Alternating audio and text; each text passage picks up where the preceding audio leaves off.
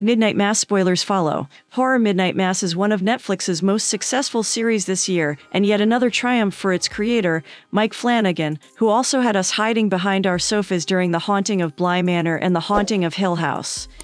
If you've already watched the tenth 7 episodes featuring the residents of Crockett Island being chased, chomped on, and meeting other grisly ends, you'll no doubt be wondering what could happen to the few islanders who survived the finale.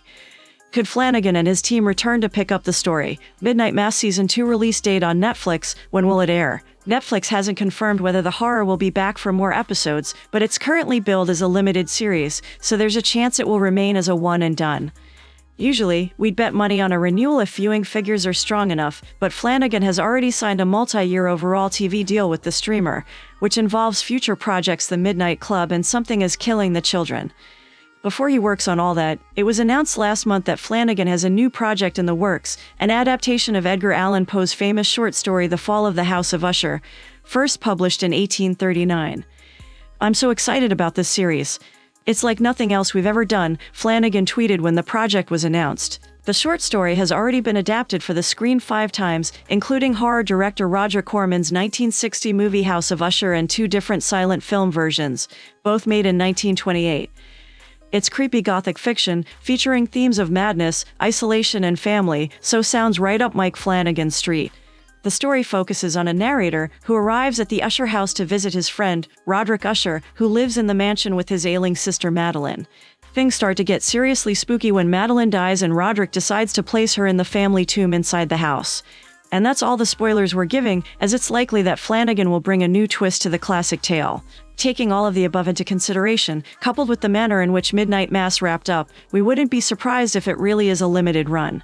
If it does get the thumbs up, we wouldn't expect it to return until the very end of 2022, or possibly later. Midnight Mass Season 2 cast, who's in it? Only 2 characters were seemingly alive at the end of Season 1, such was the scale of death and destruction. Lisa Scarborough and Warren Flynn had taken refuge in a rowboat on the water while Crockett Island was engulfed in flames and its population was pulverized into dust when the sun rose, so the duo are the only 2 who could logically return. We also don't know if the angel managed to escape the sunrise after it was spotted flying west. There is the possibility the creature could return to the island, or find a new munching ground on the mainland. Or perhaps, another angel could be stumbled across to wreak chaos on the human world.